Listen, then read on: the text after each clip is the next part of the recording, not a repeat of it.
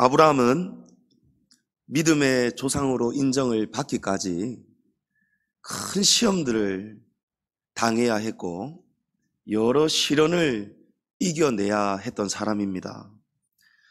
18절에 아브라함이 바랄 수 없는 중에 바라고 믿었다라고 합니다.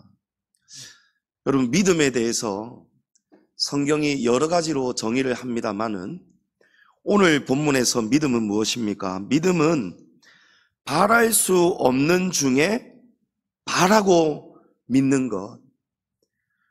보이지 않아도, 지금은 하나도 보이지 않아도, 알 수 없어도 하나님의 말씀을 붙들고 믿고 그대로 순종하고 따르는 것이 믿음이라는 것입니다. 히브리서 11장 8절에 보면 믿음으로 아브라함은 부르심을 받았을 때에 순종하여 장래의 유업으로 받을 땅에 나아갈새 갈 바를 알지 못하고 나아갔으며. 여러분, 아브라함의 믿음을 대표하는 우리 모두의 조상, 이 아브라함의 믿음은 한마디로 정의하면 나아갈새 갈 바를 알지 못하였는데도 또 바랄 수 없는 중에도 바라고 나아갔다는 것입니다.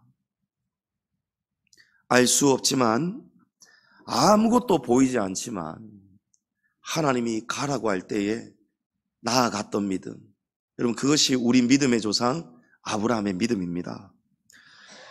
사탄은 정반대입니다. 하나님은 우리에게 보여주시지 않으면서도, 알 수 없어도 하나님 말씀만 주시면서 가라고 하는데, 사탄은 싹 다 보여주면서 우리를 유혹합니다.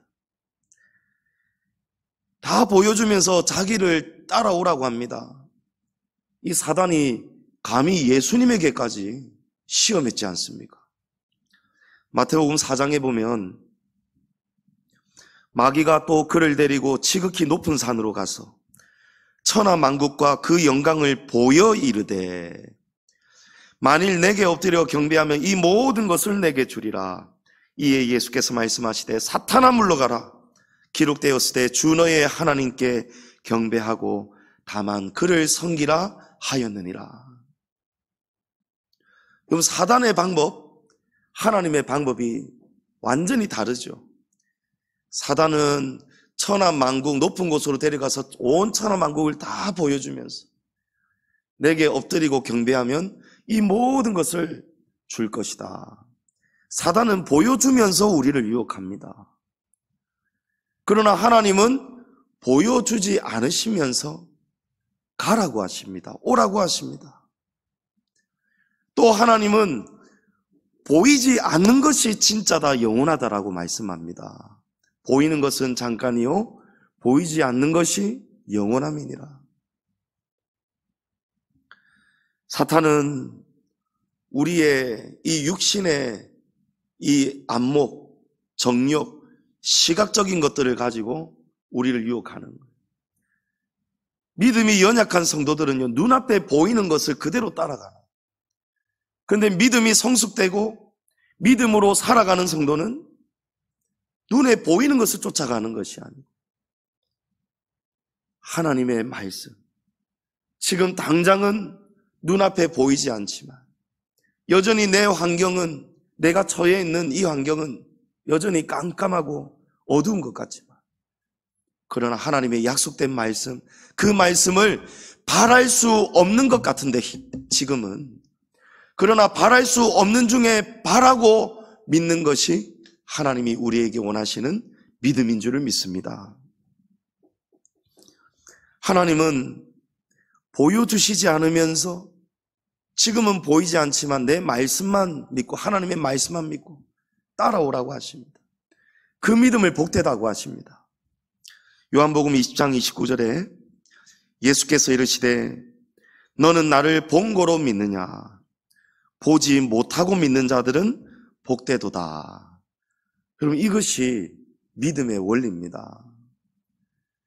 다 알고 하나님이 원하시는 성도의 믿음은 보지 않고 믿는 믿음이라. 다 알고 따라가는 것은 진짜가 아니라는 거예요. 보여주시지는 않지만 그 대신에 하나님이 우리에게 반드시 이행할 것을, 그 언약의 말씀을 우리에게 주십니다. 여러분, 그 말씀을 붙들고 오직 믿음으로 살아가는 한 해 되시기를 축복합니다. 참된 믿음은 의심하지 않는 것. 보이지는 않지만, 내가 지금 알 수는 없지만, 그럼에도 불구하고 의심하지 않는 믿음, 포기하지 않는 것, 오직 하나님의 언약, 그 말씀 붙들고 걸어가는 것이 저와 여러분이 걸어가야 되는 믿음이 되어야 될 줄을 믿습니다. 그러면 믿음을 붙든다. 여러분, 믿음을 붙든다는 것은 어떤 의미일까요?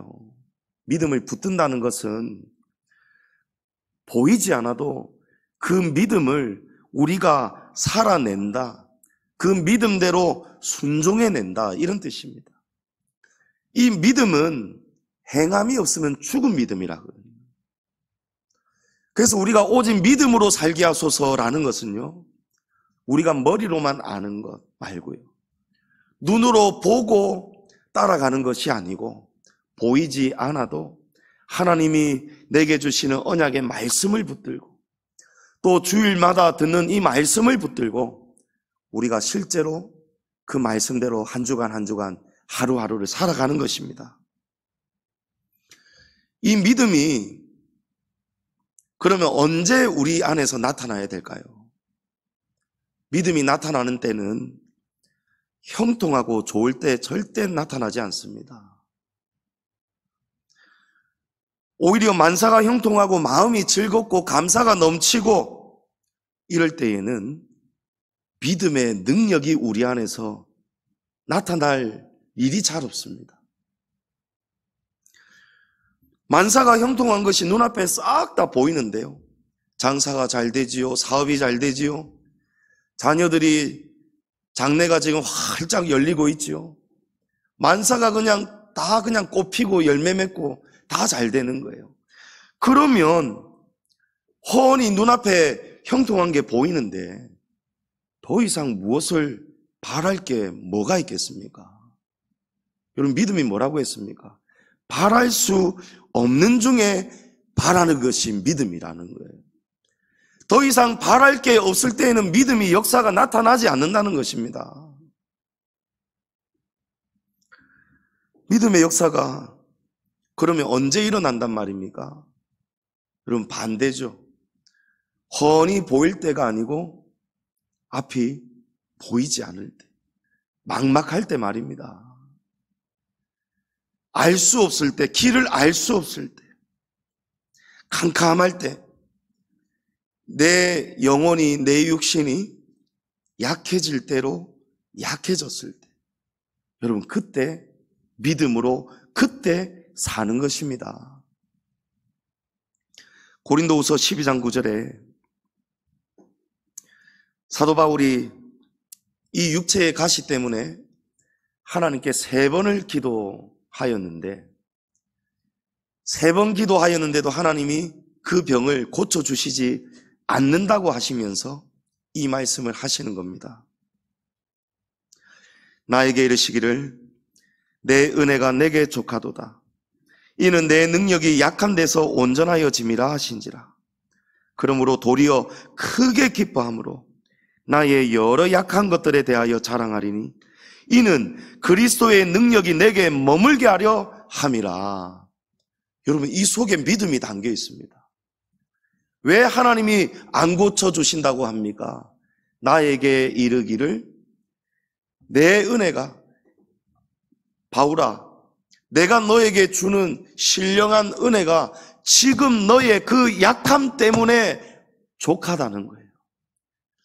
약하기 때문에 하나님의 능력이 이 약한 데서 온전하여진다는 거예요.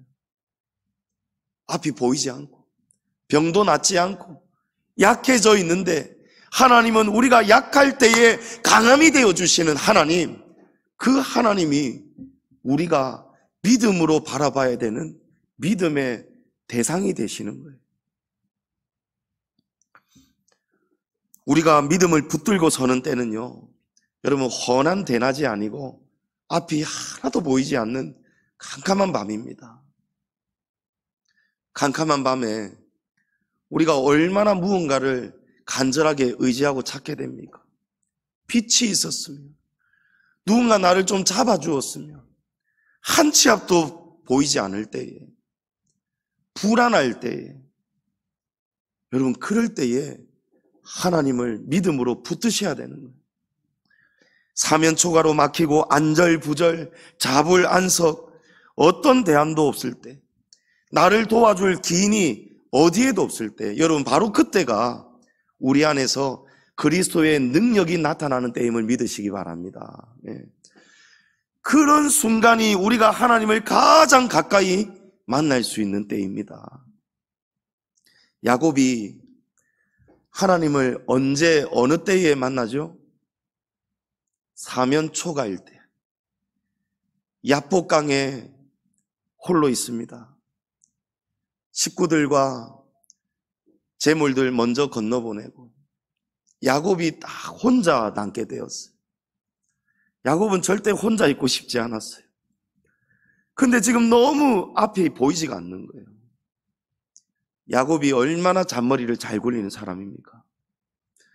아무리 밤새도록 굴려보아도 답이 없는 거예요. 자기보다 더 사기를 잘 치는, 사람을 이용하는 데 자기보다 더 고단수,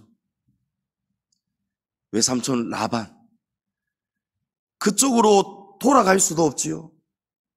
그 외에는 이제 어디에 의지할 데가 없어요. 왜냐하면 식구들이 꽤 많으니까, 재물도 있으니까. 남의 땅 잘못 들어가면 안 되잖아요. 남의 땅 함부로 들어가면 죽임도 당하고 다 빼앗기기 때문에. 삼촌 집으로 돌아가기는 죽어도 싫고, 야복강을 건너서 고향 땅으로 가야 되는데 지금 강 건너편에 소식을 들으니까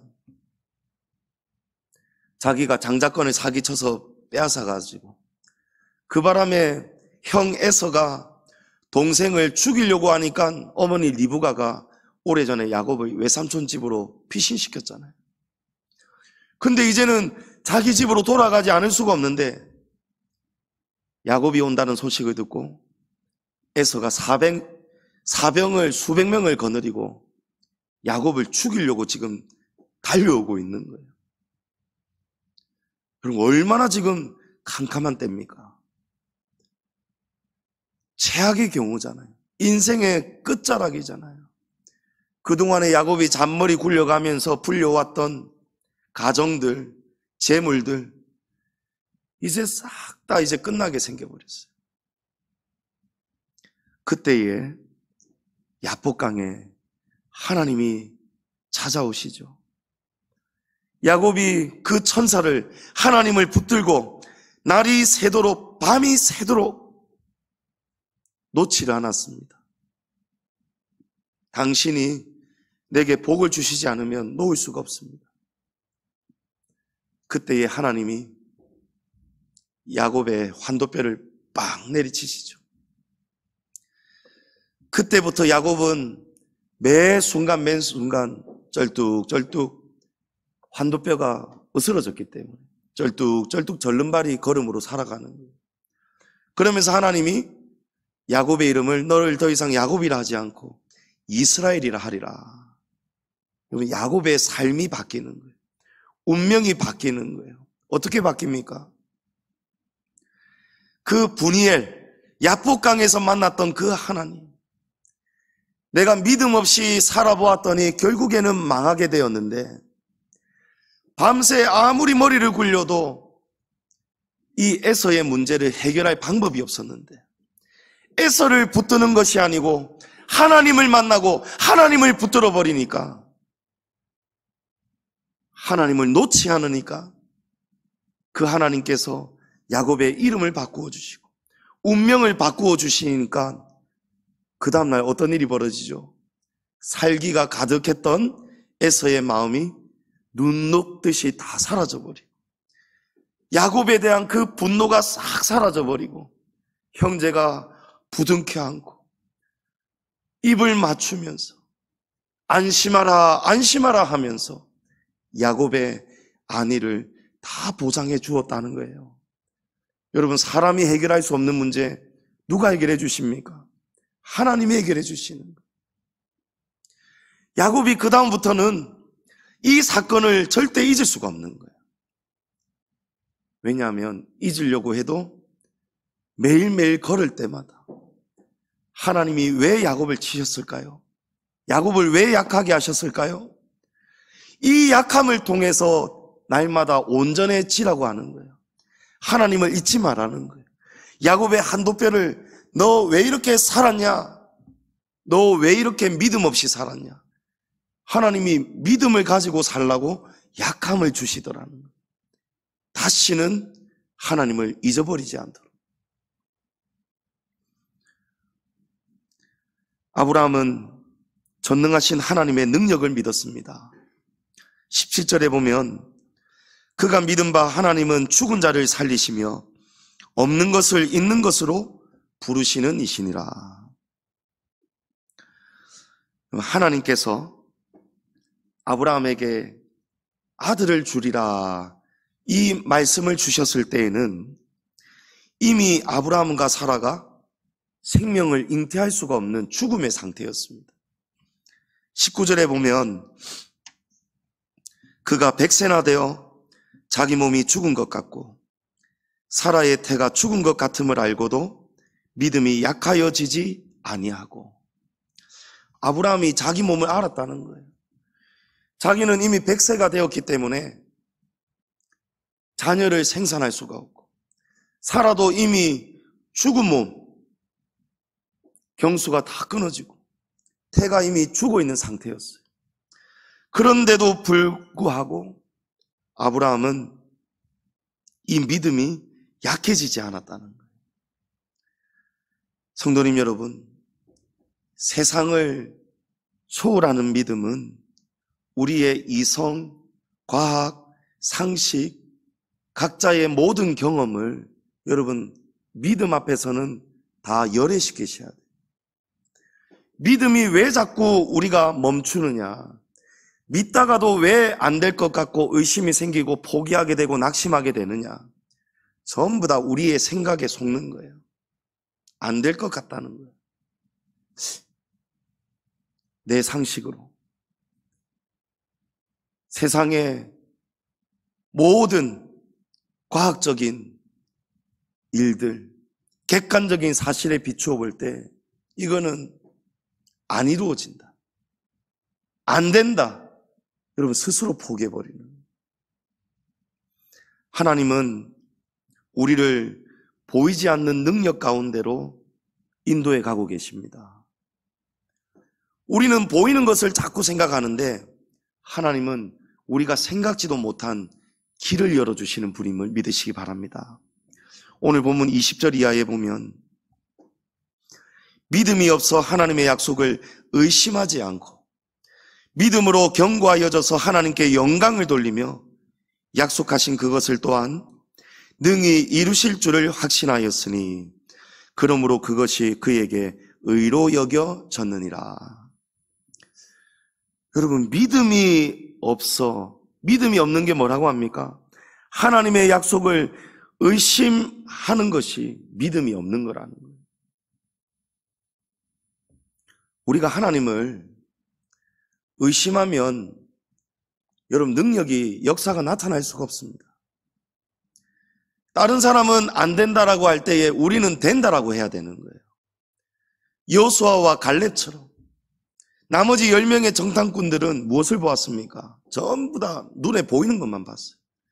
아낙 자손들의 엄청난 키와 큰 무기들, 대신에 하나님을 보지 못했습니다. 근데 여호수아와 갈렙은 하나님의 말씀, 보이지 않는 하나님을 믿음으로 바라보고 붙드는 거예요. 야고보서 1장 6, 7절에 오직 믿음으로 구하고 조금도 의심하지 말라. 의심하는 자는 마치 바람에 밀려 요동하는 바다 물결 같으니 이런 사람은 무엇이든지 주께 얻기를 생각하지 말라. 여러분, 의심하는 자는 아무것도 하나님이 도와주실 수가 없답니다. 의심하기 때문에. 베드로가 먼 바다에 다른 제자들과 바다를 건너가고 있었는데 멀리서 예수님이 걸어오시는 겁니다. 물 위를요. 베드로가 주여 나도 주님처럼 바다 위를 걷게 하여 주옵소서. 예수님이 오라고 했습니다. 베드로가 걷게 되었습니다. 여러분 믿으십니까? 베드로가 물 위를 걸었습니다. 그런데 바람이 무서운 바람 소리가 쌩 불고 무서운 바람이 파도가 일렁이니까 베드로가 그것을 딱 바라보는 순간 어떻게 되죠? 물에 붕덩 빠지고 말았습니다. 예수님이 책망하시죠. 이 믿음이 작은 자여 왜 의심하였느냐 이러시는 거예요. 믿음이 작으면, 믿음이 약하면 의심하게 되는 거예요. 보이지 않는 것보다 보이는 것을 바라보는 거예요. 아브라함은 어떤 믿음입니까? 하나님은 죽은 자를 살리시며 오늘 말씀에 없는 것을 있는 것으로 만드시는 하나님, 그 하나님을 아브라함은 붙들었어요. 공기나 바람처럼 하나님은 우리 눈에 보이지 않습니다. 그러나 하나님은, 능력의 하나님은 실존하십니다. 그 하나님을 아브라함이 붙드는 거예요. 하나님은 죽은 자도 살리시는 분이다. 내 몸은 이미 죽었지만, 내 아내의 태의 문은 이미 닫히고 죽었지만, 하나님은 죽은 자도 살리시고 없는 것도 있는 것으로 만드시는 분이시다. 아멘. 아브라함이 이 믿음을 딱 붙드니까 아브라함은 자기 몸이 죽은 것 같고 사라의 태가 죽은 것 같음을 알고도 믿음이 약하여지지 않았다. 여러분, 의심하지 않았다는 거예요. 죽은 지 나흘이 지나서 시체 썩은 내가 진동하던 나사로에게 예수님이 나사로야 나오너라 하니까 죽었던 자가 살아나지 않습니까? 여러분, 그분이 우리가 바라고 믿어야 되는 하나님이십니다. 이 믿음이 우리 안에서 역사가 나타나고 기적의 열매가 나타나려면 여러분, 이 믿음 의심이 없어야 되고 절대적인 순종이 나타나야 됩니다.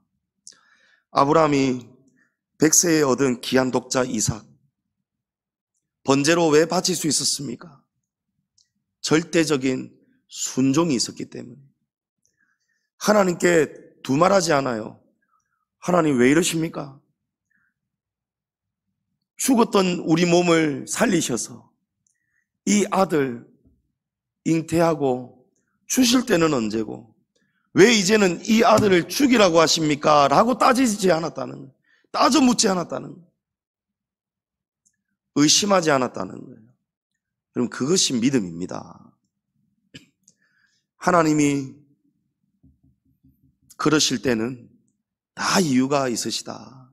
여러분, 어디 인간이 감히 하나님과 같이 생각을 할 수 있단 말입니까? 하늘이 땅보다 높은 같이 하나님의 생각은 우리 인생들보다 훨씬 높으신데 하나님이 우리 교회에게 또 우리 각자에게 때로는 할 수 없는 것을 요구하실 때가 있죠. 여러분, 그럴 때 어떻게 하시겠습니까?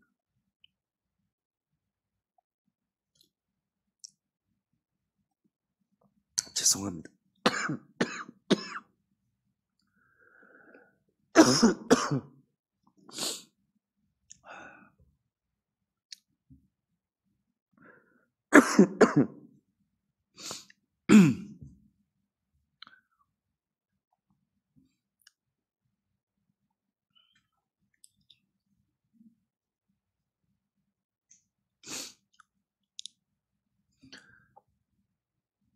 아브라함이 이삭을 번제단에 올려놓을 때에 하나님은 다 뜻이 계시겠구나. 죽은 자도 살리시는 하나님이시지 않는가.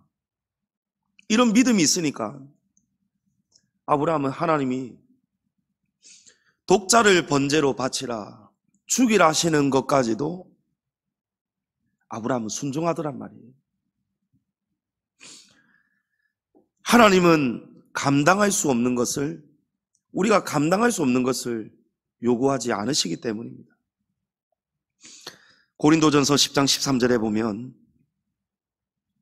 사람이 감당할 시험 밖에는 너희가 당한 것이 없나니 오직 하나님은 미쁘사 너희가 감당하지 못할 시험 당함을 허락하지 아니하시고 시험 당할 즈음에 또한 피할 길을 내사 너희로 능히 감당하게 하시느니라. 하나님은 우리가 감당할 수 없는 것은 요구하지 않으신다는 거예요.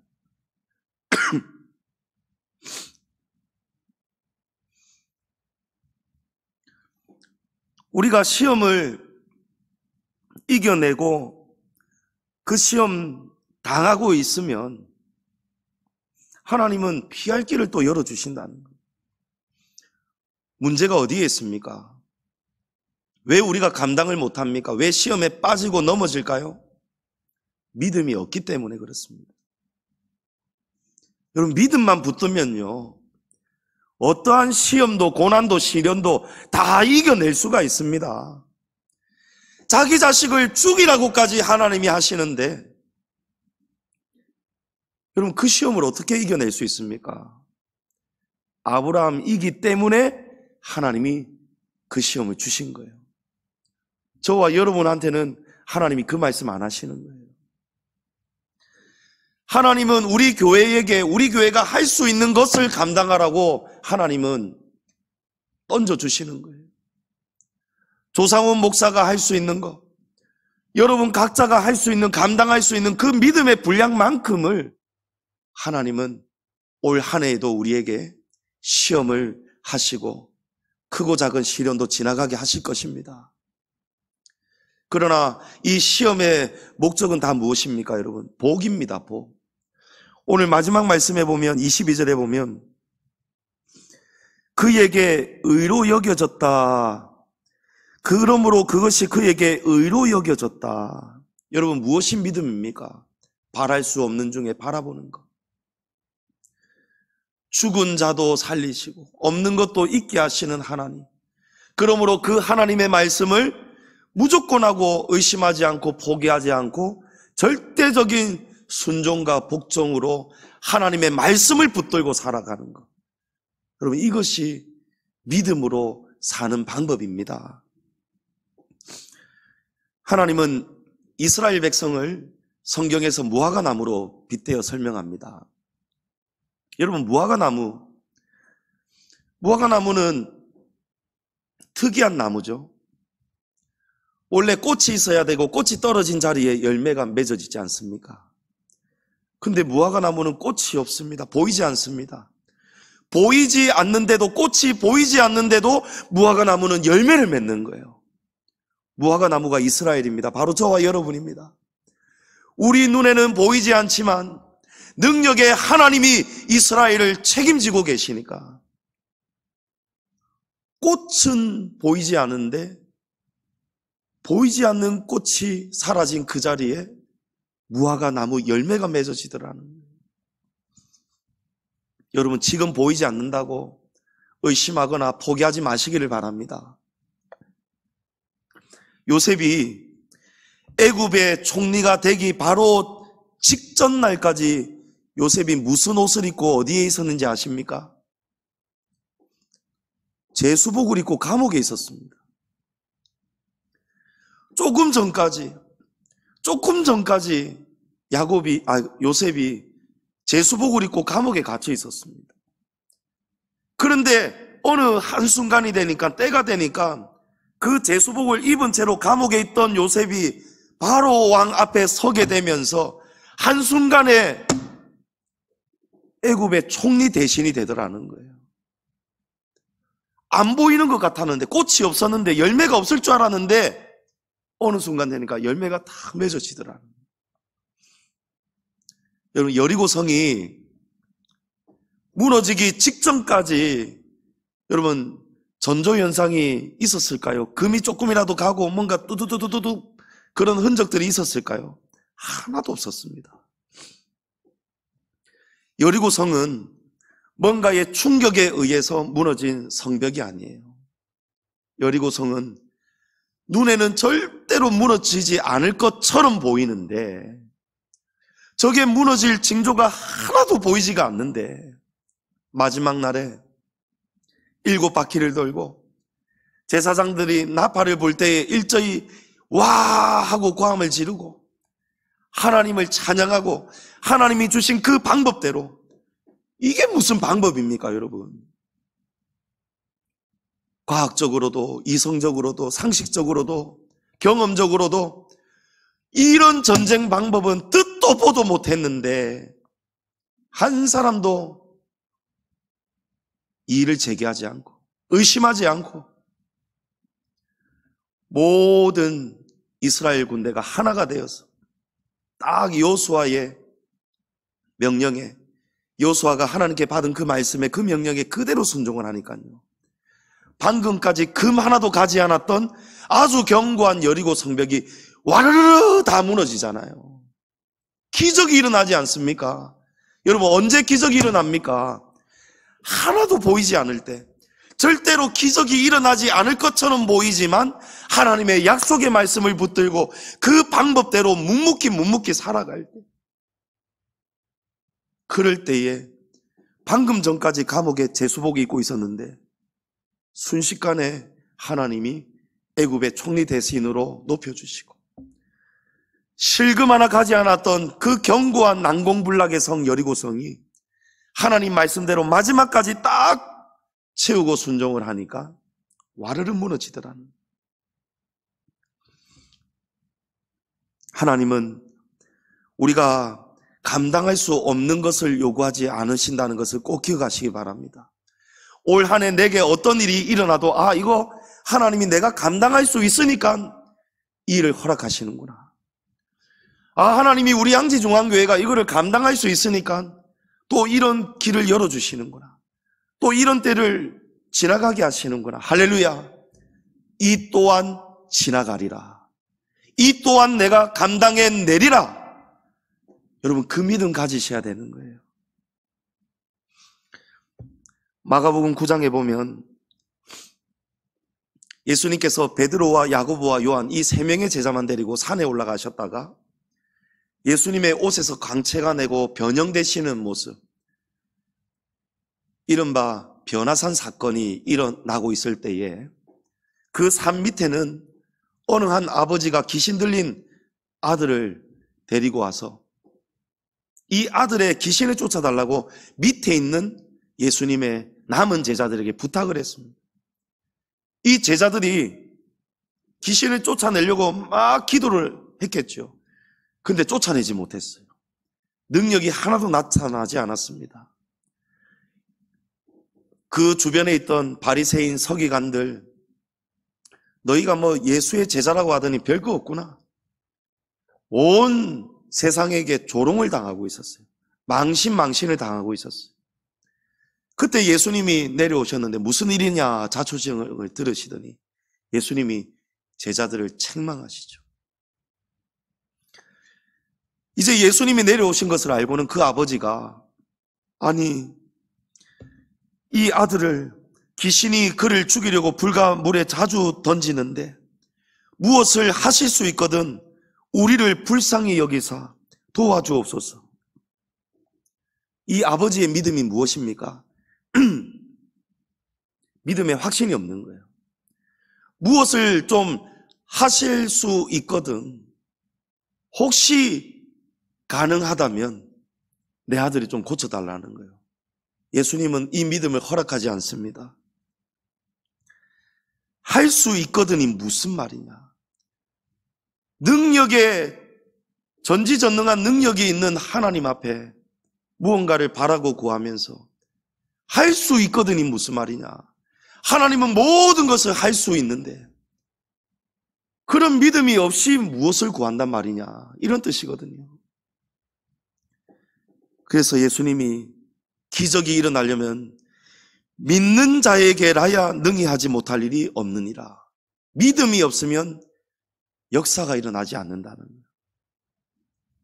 그러니까 이 아버지의 이 믿음을 가지고는 이 아들의 귀신이 떠나갈 수가 없다는 거예요. 믿음의 역사가 일어나지 않는다는 거예요.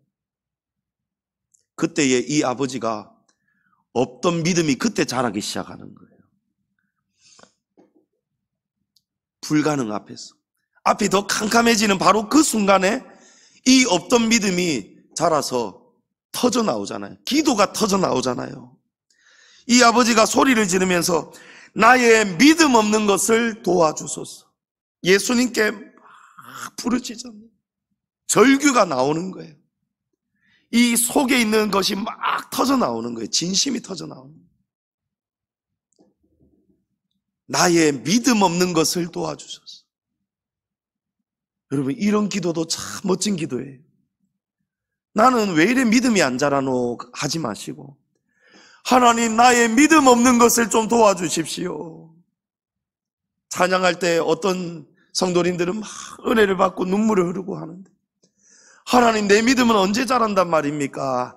여러분, 이 기도를 드릴 때에 어느 순간 여러분 믿음이 반응하고 자라고 열매 맺게 될 줄을 믿습니다. 나의 믿음 없는 것을 도와주셔서 부르짖고 기도를 하니까 예수님께서 그 모습을 보시고 아들의 귀신을 쫓아주셨어요. 여러분, 믿음이 없으면 기적이 일어나지 않습니다. 믿음이 없으면 우리가 새해에 바라는 소망이 이루어질 수가 없습니다. 의심하고 구하는 자에게는 하나님이 아무것도 도와주실 수 없다라고 했습니다. 성도님 여러분, 이제 올 한 해 어떠한 시험이 다가오고 어떠한 문제와 난간에 부딪히는 일이 있더라도 여러분, 아브라함의 믿음을 기억할 수 있기를 바랍니다. 우리가 당하는 시험과 문제들은 믿음의 역사가 일어나기 직전에 나타나는 전조현상이라는 것을 기억하시기 바랍니다. 하나님은 시험을 주실 때에는 그 다음에 큰 능력을, 큰 기적을, 복을 주시는 분이시다. 여러분, 이게 영적인 원리입니다. 하나님이 내게 귀한 것을 주시려고, 하나님이 놀라운 은혜를 베푸시려고 나에게 이 시험을 통과해 보라고 하시는구나. 아브라함이 이 바랄 수 없는 중에 바라고 기다리고 참고 인내하고 의심하지 않고 포기하지 아니하였더니, 그 믿음을 가지고 살았더니 하나님께서 독자 이삭을 주시고 아브라함의 그 믿음을 의로 여겨주셨다는 것입니다. 성도님 여러분, 인간의 생각이나 타산에 의지하지 마시고 올 한 해 우리의 상식, 생각, 경험, 다른 사람이 하는 말 그런 거 듣지 마시고 오직 하나님 말씀 읽고 묵상하시면서 바랄 수 없는 중에 바라는 귀한 믿음 되시기를 축복합니다. 하나님의 말씀에 우리도 의심하지 않고 붙들고 순종할 때에 그때에 하나님이 베푸시는 능력과 기적이 올 한 해도 우리 교회와 성도들의 가정에 많이 일어날 수 있기를 축복합니다. 오직 믿음으로 살아가시고 승리하는 복된 한 해 되시기를 주의 이름으로 축원합니다.